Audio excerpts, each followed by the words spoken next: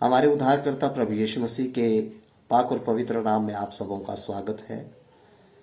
मैं रेवरेंड मेहर Samuel, Himachal Christian community प्रदेश अध्यक्ष,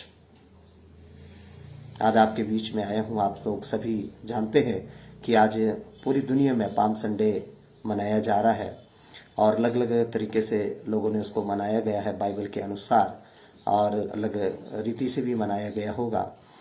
लेकिन सच में आज हिमाचल क्रिश्चियन कम्युनिटी ने भी एक पाम संडे के उपलक्ष्य में प्रार्थना सभा का आयोजन किया गया और बहुत सभी लोगों ने बड़े खुशी और आनंद के साथ मेरे परिवार ने और कुछ लोगों ने इसको मनाया।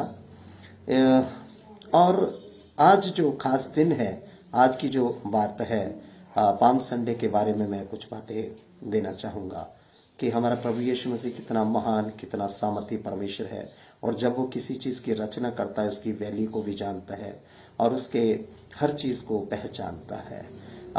इससे पहले मैं तमाम जितने भी मसीह भाई बहन हैं, सेवक लोग हैं, लीडर हैं, एल्डर्स हैं, ब्रदर्स हैं, डिकन्स हैं, जहाँ जहाँ भी उपवास और प्रार्थना वो कर रहे थे और पवित्र दिनों में, और उनकी उपवास प्रार्थना प्रभु ने सफलता दी है, सफल किए हैं। इसके लिए मैं उनका बहुत बहुत धन्यवाद देता हूं। उनको बहुत प्रभु आशीष दे, उनके परिवारों में, बच्चों में, उनके स्वास्थ्य में और उनके हर एक मिनिस्ट्री में प्रभु बहुत बहुत आशीष दे, उन्हें बढ़ाए। और साथ साथ में समस्त पूरे भारतवासियों को भी मेरी ओर से नमस्कार। प्रिय साथियों, आज जैसे कि आप जानते हैं पाम संडे उसे इंग्लिश में कहते हैं, लेकिन हिंदी में कहें तो खजूर का एतवार, खजूर एतवार उसे हम जरूर कहेंगे। और साथ साथ में मेरे साथियों बताना चाहूँगा कि आप जानते हैं कि प्रभु यीशु मसीह बाइबल के अनुसार देखें तो वो गधी पर सवार होके आया।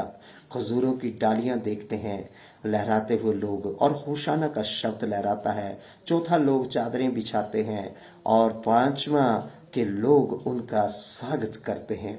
ये सारी 4-5 बातें हैं, इनके ऊपर मैं थोड़ा सा बात को बताना चाहूँगा। प्रिय साथियों, जैसे आप जानते हैं कि बाइबल को जिन्होंने ने पढ़ा है और जिन्होंने नहीं पढ़ा है वो जरूर इस संदर्भ को पढ़ें। प्रभु यीशु मसीह जब अंतिम यात्रा में जा रहे थे, जब ये यात्रा थी, इस यात्रा का नाम था विजय यात्रा। आप जानते हैं कि बहुत सारे दुनिया में आज भी हम देखते हैं कि कुछ यात्राएं रखते हैं, पद यात्राएं रखते हैं, कुछ अलग अलग प्रकार की यात्राएं रखते हैं। उसी समय प्रभु यीशु मसीह ने एक विजय यात्रा रखी थी कि अब मैं विजय की ओर जा रहा हूं और अब मैं मरने के उपरांत जी उठना है। ये उसका वायदा परमेश्वर की ओर से, क्योंकि प्रभु यीशु मसीह परमेश्वर था, पूर्ण पवित्र पुत्र था, और पूर्ण ही वो क्या था, इस जगत में मनुष्य के रूप में आया था। और उसने ये बताया कि परमेश्वर कैसा होना चाहिए और परमेश्वर कैसे प्रेम करता है और परमेश्वर सारी व्यवस्था कैसे लोगों पर पूरी तरह काबिल करता है। साथियों, पहली बात कि जब यीशु मसीह जब वहां पर प्रवेश किए, यरूशलेम की ओर यात्रा में जा रहे थे, तो बहुत सारे लोग उनके साथ थे, और वे लोग ऐसे थे जो गरीब थे और निराशावान लोग थे, जो प्रभु के साथ जुड़े थे, जो प्रभु के वचन को जाने थे। कईयों ने चंगाइयां पाई थी, कईयों ने बहरों को शब्द दिया था, कई लंगड़े चलाए थे, कई प्रकार के मिरेकल परमेश्वर ने उनके जीवनों में किए थे। और कईयों को परमेश्वर जब वचन देता था तो उनको परमेश्वर के वचन बड़े अच्छे लगते थे, उनके साथ थे। कई लोग रोटी खाने के लिए उनके साथ चलते थे, और ये सारे दिन थे। लेकिन यीशु मसीह जब वहां से गुजरा तो पहली बात कि यीशु जिस गधे में चलना था, यीशु ने पहले ही बताया अपने चेले को कि एक घर में चाहिए, और उस घर में वहां एक गधी का बच्चा होगा, और उसको लेके आए। ना तो उसके ऊपर कोई बैठा है, ना तो उसकी कोई सवारी कर रखी है, ना कुछ। आप जाइए, उसको खोल के लेके आइए। यदि कोई उसको पूछता है मालिक, तो कहिए कि उसको यीशु को उसका प्रयोजन है, उसके इंतजाम के लिए ये किया जा रहा है। इसका मतलब परमेश्वर सारे इंतजाम करने वाला है, परमेश्वर सारी बातों को जानते हैं। और गधी का बच्चा ही क्यों चुना? आमीन, हालेलुया। और उस समय आप देखते होंगे रोमी साम्राज्य था, और रोम का राज्य वहां पर स्थापित था, और रोमी लोग बड़े कट्टर हुआ करते थे और बड़े अत्याचार करते भी थे। और साथ साथ में यीशु मसीह को दबाने की कोशिश कर रहे थे। बहुत सारे फरीसी लोग, सदूकी लोग और बड़े ज्ञानी लोग वो यीशु मसीह की बात को ना मानने वाले, उसके प्रचार को ना करने वाले, उसको रोकने लगे थे। लेकिन यीशु मसीह जब उस गधी के बीच में, उस गधी के बच्चे के ऊपर बैठा, तो उसने ये एक बात को बताया कि ये जो गधी का बच्चा जो है, जिसने इस पूरे संसार, जिस संसार ने इस गधे के बच्चे को नकार दिया। कई लोग आप देखते होंगे कि गधे के बच्चे को देखते ही सुबह सुबह कोई व्यक्ति देखे तो वो कहता है यार आज मैंने इसका मुंह देख लिया, ये अच्छा नहीं होगा। लेकिन यीशु मसीह ने ऐसे जानवर का चुनाव किया जिसको लोग नकारते हैं। परमेश्वर ने उसको बनाया है। परमेश्वर ये बताना चाहते थे कि जिस चीज को परमेश्वर ने बनाया है उसकी अहमियत को परमेश्वर जानता है। आप उसके न्यायी नहीं है, वो खरा है या बुरा है। और परमेश्वर जब उसके बीच में जाए, राजा घोड़े में आता है, आप देखते हैं प्रधानमंत्री आता है, मंत्री आते हैं, मुख्यमंत्री आते हैं, कैबिनेट मंत्री आते हैं, सांसद आते हैं या कोई बड़े बड़े अधिकारी आते हैं तो बड़े ढोल धमाके के साथ और बहुत सारे बैंड बाजाओं के साथ बहुत सारे इंतजाम किए जाते हैं। कोई ट्रैफिक जाम हो जाते हैं, कई लोगों की सड़कें बदल दी जाती है, बहुत सारे इंतजाम किए जाते हैं। लेकिन दुनिया का जो राजा आया वो बताना चाहता है कि राजा चाहे गधे पे आए, चाहे घोड़े पे आए या किसी ऐसे में, राजा की अपनी पहचान होती है, राजा के अपने गुण होते हैं और अपने वो उससे लोग जानते हैं। यीशु मसीह गधे पे आया, लोगों ने फिर भी उसका स्वागत किया और प्रभु ये बताना चाहते थे कि स्वागत किया। और गधे का मतलब था कि वो गधा बेचारा एक शांति का प्रतीक बताया गया बाइबल के अनुसार। गधा जो है वो शांति का प्रतीक है कि शांति का राजा उसके ऊपर बैठा है, जो गधे के ऊपर। आमीन। एक ऐसे जानवर पर जो दुनिया नकारती है, तो गधा जो था वो भी बड़े खुश होकर आगे चल रहा था। उसको मालूम था कि आज दुनिया का राजा जो क्रिएटर है, जो बनाने वाला है, आज मेरे ऊपर सवारी कर रहा है। प्रभु का धन्यवाद देते हैं। और गधा भी आप इस बात को समझ रहा था कि लोग जब वो गुजर रहे थे तो लोगों ने चद्दरें बिछाना शुरू कर दी है और टहनियां और लहराना शुरू कर दी है और बड़ी खुशी के साथ जा रहे थे। तो गधे का ने मतलब था कि यीशु यहां पर एक चीज को बताना चाहते कि जो राजा है वो एक बड़े नम्र स्वभाव का होना चाहिए। उसको चाहे हाथी मिले, घोड़ा मिले, उसे चाहे गधा मिले, लेकिन उसको फूलना नहीं चाहिए, उसे घमंड नहीं करना चाहिए। जैसे मैं परमेश्वर हूं, मैं जानता हूं मैं कौन हूं, मैं चाहे गधे पे बैठूं चाहे किसी के ऊपर भी, लेकिन मैं कौन हूं मुझे लोग जानते हैं। दूसरी बात हम देखते हैं कि लोगों ने क्या किया कि खजूर की टहनियां लेके गीत गा रहे थे, खजूर की टहनियां लहरा रहे थे। जो खजूर की जो टहनियां ही वो ही क्यों, रोम के साम्राज्य में तो झंडे लगते थे, रोम के साम्राज्य में बहुत कुछ चीजें होती थी, लेकिन उस दिन वो खजूर के ही क्यों? क्योंकि खजूर की भी वैल्यू जंगल में देखें तो इतनी ज्यादा नहीं है उसके पेड़ की। क्योंकि किसी दोहा कहा है, अगर आप जानते हैं उस दोहे को, कबीरदास ने इस दोहे को बहुत अच्छी तरह से कहा है कि पंछी को तो छाया नहीं लेकिन फल लगे अति दूर। इसका मतलब उसको कंडेम किया गया है। लेकिन यीशु मसीह के जब उस स्वागत के लिए वो टहनियों का स्वागत किया गया, टहनियां लहराते हुए आगे बढ़े हैं, उस पेड़ का भी मान प्रभु ने रखा है, उसकी टहनियों का भी मान रखा है कि इसकी भी वैल्यू है। क्योंकि मैं जानता हूं मैंने जिस पेड़ को बनाया है वो पेड़ भी एक अच्छा है। अगर आप देखेंगे, अगर अपने बचपन में जाएंगे, अगर आप गांव की लाइफ को देखेंगे, हम गांव में जब रहते थे तो क्या होता था कि गांव में इस पेड़ को क्या करते थे, काटते थे और इसको बीच से फाड़ते थे और बीच में एक गिरी निकलती है और बड़ी मीठी होती है और बड़ी ठंडी होती है। आप कभी इसको देखें, पर हम कभी भी उसको गहराई की ओर नहीं जाते। कई बार हम उसको देखना नहीं चाहते मेरे प्रियो। अगर उसके फल ऊंचाई पे लगते हैं, उसके कांटे चारों तरफ है, लेकिन वो जब फल पक जाते हैं तो बड़े मीठे होते हैं प्रियो साथियों। और जब वो टहनियां लहराई गई है, परमेश्वर जानता है वो पेड़ मैंने बनाया है, उस पेड़ की वैल्यू भी वहां पर बनी है।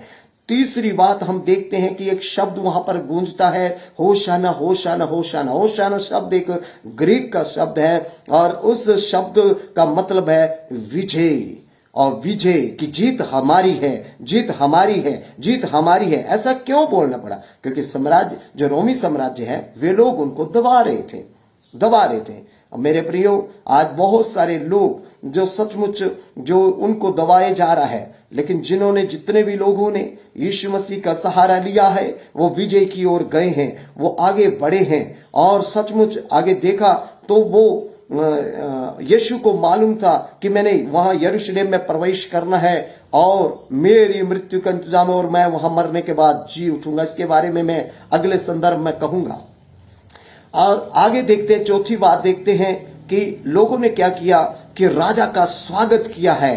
हालेलुया। और एक कैसे राजा का स्वागत किया जाता है, कैसे लोग एक्सेप्ट करते हैं आज अपने लीडर को, आज अपने अगुए को, आज अपने सचमुच अन्यायियों को हम कैसे रिस्पेक्ट देते हैं, ये भी जानना बहुत जरूरी है। परमेश्वर को कैसे रिस्पेक्ट देना है ये भी जानना बहुत जरूरी है। लोगों ने क्या कर दिया कि नंबर 5 भी देखे, लोगों ने कपड़े बिछाना आरंभ कर दिए, इतने तक कि वहां जगह कोई फर्श नहीं है, कोई कुछ नहीं है, लेकिन उन्होंने क्या किए, अपने चद्दर और कंबल वहां पे बिछाना आरंभ किए हैं। इसका मतलब है कि परमेश्वर का लोग स्वागत कर रहे थे, परमेश्वर को एक्सेप्ट कर रहे थे, परमेश्वर को जान गए थे कि अब विजय हमारी है। आमीन। मैं यहां पर कहना चाहूंगा कि जो पाम संडे है, ये जो पवित्र खजूर का दिन है, आज बहुत सारी आराधना करी जा रही है, आज बहुत सारे लोग फास्टिंग में हैं, बहुत सारे लोग सचमुच प्रभु उन्हें इस्तेमाल करे और विजय के रास्ते पर पहुंचे, उस विजय की पथ यात्रा में जाएं। मैं इतना ही कहना चाहूंगा प्रिय साथियों। और जैसे उस प्रकार जो भीड़ को आप देखते हैं, भीड़ का जो कार्यक्रम है वो एकता को दर्शाता है। मैं फिर से कहना चाहूंगा, पाम संडे के इशारे को समझिए कि अपने राजा, अपने अगुए, अपने लोगों का किस तरह प्यार, प्रेम और आदर भाव और सत्कार के साथ स्वागत किया जाता है। उसी प्रकार सच में एकता में तुम बढ़ोगे तो उसमें बल है। और मुहावरा भी लिखा गया है कि एकता में बल है। मेरे प्रियो, आप हमारा समाज जो लोग बिखरे हुए हैं, मेरा निवेदन है आज इस पाम संडे के उपलक्ष्य में आप सभी लोग एक एकत्रित हों, इकट्ठे हों और प्रभु यीशु मसीह की महिमा करें। हम पूरे कहीं पे भी हों, जहां भी हैं, आराधना करें, संपर्क साधें, अपने लोगों से मिलें, अपने लिए काम मत करें, यीशु के लिए काम करें, यीशु के राज्य के लिए काम करें। परमेश्वर विजय आपको जरूर देगा। मेरे प्रियो, आज तुम कई दासों को अकेला छोड़ देते हो, कई लोगों को नकार देते हो, कई चीजों को छोड़ जाते हैं, लेकिन यीशु से सीखे कि वो कितना नम्र है। आज हमारे लोग, बहुत सारे लोग घमंडी हो चुके हैं, बहुत सारे लोग घमंड में चढ़ गए हैं, लेकिन यीशु को देखना। आज हम बड़ी बड़ी गाड़ियों में, आज बड़े बड़े प्रचार करते हैं, लेकिन वो यीशु आज हमें समझाना चाहते हैं इस पाम संडे के उपलक्ष्य में कि तुम कितने ही बड़े क्यों ना हो, बड़ी नम्रता के साथ आगे आए, अपने राजा का, अपने लोगों का, अपने अगुओं का आदर करें, स्वागत करें और एकता में चलें। और एकता में बल है और उन डालियों को लहराते चलें। अगर कोई खजूर के पेड़ की तरह अपने आप को अकेला है, उसको भी साथ ले चलें, उसको भी लहराते चलें। अगर कोई भाई अकेला है हमारे बीच में, उसको भी साथ लेके चलें। मैं सच में इस विजय की यात्रा के लिए प्रभु का धन्यवाद करते हैं। परमेश्वर अच्छा है, परमेश्वर भला है। आइए मैं आप सबों के लिए एक छोटी सी प्रार्थना करना चाहता हूं। पहला, मैंने आपको बताया कि सचमुच दुनिया का राजा पहले जब आया तो सच में बड़ी नम्रता के साथ आया। दूसरा, सचमुच हम देखते हैं कि लोगों ने वहां पर क्या किया कि जो चदरें बिछाना शुरू कर दी गई है और वह है रिस्पेक्ट, आदर। और फिर हम देखते हैं कि ये एक बार फिर हम उस चीज को देखते कि लोग होशाना होशाना गाते हैं। सब लोग कहते हैं कि विजय हमारी है, जीत हमारी है, क्योंकि यीशु जो मेमना आ चुका है। हालेलुया। और उसमें हम देखते हैं कि खजूर के पेड़ को भी प्रभु ने महत्व दिया। हर एक व्यक्ति की सेवकाई को महत्व प्रभु देगा। तुम न्याय नहीं करने वाले हो, न्याय करने वाला परमेश्वर है। परमेश्वर आपके कामों का प्रतिफल परमेश्वर देगा। आप किसी को गलत ना ठहराएं, आप किसी के साथ गलत व्यवहार ना करें, आप किसी के साथ दुर्व्यवहार ना करें। आप अपने दिमाग से ही आइडिया मत लगाएं कि ये व्यक्ति गलत है, लेकिन प्रियो आप अच्छे से कार्य करें, अच्छे से कार्य करें। हिमाचल क्रिश्चियन कम्युनिटी आप सबों को स्वागत करती है। हम सब मिलकर परमेश्वर के राज्य के लिए काम करेंगे। पाम संडे और इस पवित्र दिनों का प्रभु आपको आशीष दे। धन्यवाद। आइए मैं छोटी सी दुआ आपको करना चाहूंगा। प्रिय प्रभु जी, हम आपका धन्यवाद करते हैं, आपकी तारीफ करते हैं आज के दिन के लिए, आज के समय के लिए, आज की बातों के लिए जो आपने हम लोगों को सिखाए है। और यीशु क्या इशारा करना चाहते हैं, यीशु क्या सिखाना चाहते हैं, एकता में आने के लिए, अपने लोगों का आदर करने के लिए, नम्रता के साथ, दीनता के साथ आगे बढ़ने के लिए प्रभु आप हमें बताते हैं। जितने भी लोग इस वीडियो को देखते हैं प्रभु इन्हें बहुत सारी आशीष दें, आशीष दें, आशीष दें और एकता में बढ़ते चले जाए ताकि मसीह समाज बलवंत होता जाए प्रभु। और होशाना के गीत गाते रहे, विजय हमारी है, सचमुच विजय हमारी है और तू फिर से आने वाला है। धन्यवाद पिता, सारी आदर, सारी इज्जत और सारी महिमा आपको देते हैं। सबको तो आशीष कर और सारी प्रार्थना विनती हमारे उद्धारकर्ता प्रभु यीशु के नाम से मांग लेते, सुन कबूल करे। आमीन, आमीन, आमीन। Thank you. आप सबों को प्रभु बहुत बहुत आशीष दे। मिलते हैं गुड फ्राइडे और ईस्टर के उपलक्ष्य में। धन्यवाद।